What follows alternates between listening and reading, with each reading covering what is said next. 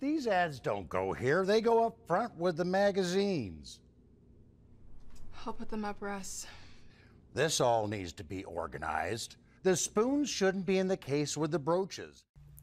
Antiques was a really interesting concept. I've seen, having these cursed objects before. It's usually like a doll, especially when it comes to antiques. So I think it was really interesting and refreshing to have it be this cursed dress and having that be the catalyst for all these events in the story. I think that was a really fresh spin on the idea, and it was executed really well. Really want to commend you for the concept. I really want to commend you for establishing the tone so quickly. I think the pacing was good. There were moments where you could kind of feel like a pin drop because it was so tense and you were like, ooh, what is going to happen next? And I think that's the pinnacle of a good horror thriller piece. So a really original idea, really fun concept, and seeing it come to life in this piece, really well done. Antiques, I thought this was really, really clever. I thought it was really creative. I really enjoyed it. I've spent some time in some like thrift stores or some secondhand stores, and a lot of them are really eclectic like that. And so I thought that was really nice that there wasn't, it, felt kind of natural, that not every single nook and cranny had been explored. And, they had obviously been, intaking things and whatnot. So I really liked the feel of it because it felt like it wasn't like a set or something like that. Like, it felt like it would have been in this kind of hole-in-the-wall, antique, kind of kitschy store. And so her kind of discovering the dress and everything felt more natural, which I really, really enjoyed. And then I just think that they did things really well with like the jump scares and how kind of disarming the woman was, but also like would have set anybody on edge that she just kind of appeared.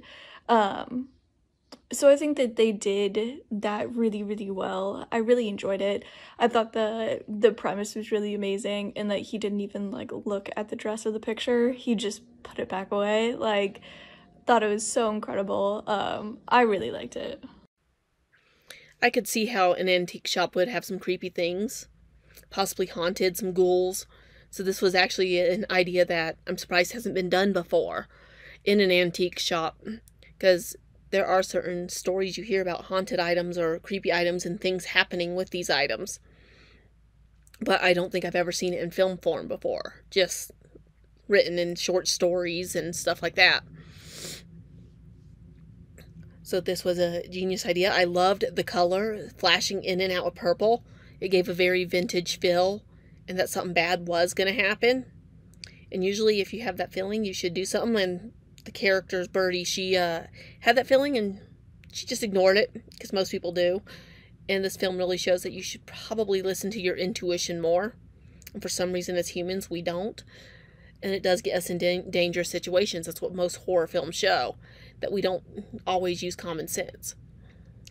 So this was a great film for that, and it was a great concept to show it and play with the color scheme.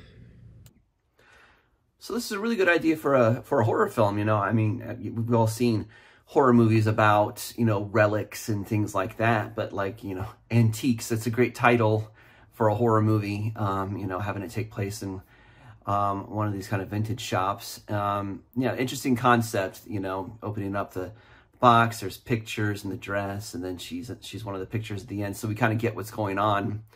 It's a cursed dress. So, and yeah, no, it was a really cool idea. Everybody on screen did a great job. The three actors were really wonderful. Good idea, well executed, nicely edited, well directed, good script, really good music and pacing and tone all around. So excellent job on this. Good luck with it. I hope it does well for you. Leadership is for antiques. I found this plot extremely original and engaging. It has a good balance of mystery and horror with nice special and makeup effects. This idea of soul trapping, it's quite scary, and they use it very efficiently. They have also great performers and casting, and at some point I thought the man was also into the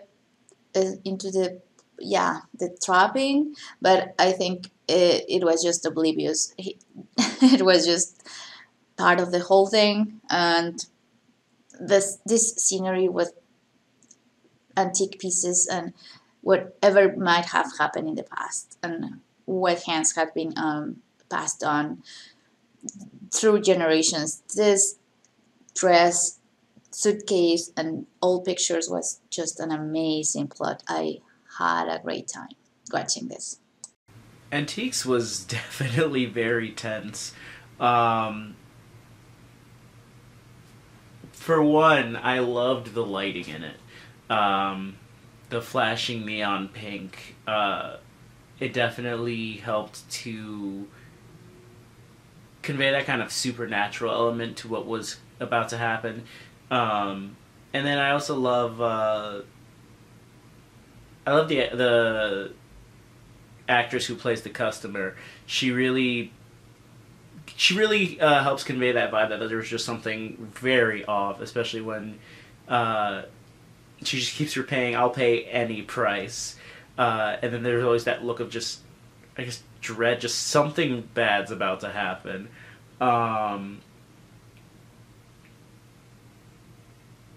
I think what that ending was she had essentially stolen her youth, and it kind of goes hand in hand with that message of vanity versus nostalgia. The owner brings up a good point of the reason he runs an antique store is because people come by to try to get that nostalgia for when they were younger, whereas our main character is more focused on the vanity of the now. And I think that was kind of her downfall, in the sense that she didn't see the warning of how some people will do anything to get back their youth. They'll pay any price. But yeah, had a lot of fun with this one. Antiques deals with the theme of nostalgia really well, using the setting of an antique shop to tell the story about, the old sucking the life out of the young is perfect. And I also think that the flashing vintage neon sign was really clever, really helped create a visual style and make the film look beautiful, but also it's literally flashing the theme, which is really clever, really cool, and slightly cheeky, which I did enjoy. Yeah, and also there's great fluid camera work, some really cool long takes that really suck you in. They're really effective, quite hypnotizing, and then you get sucked in enough so that when the horror emerges, it kind of sucker punches you. Which is really cool, and the effects of the horror stuff are done really well as well. I just think it's neat and clever.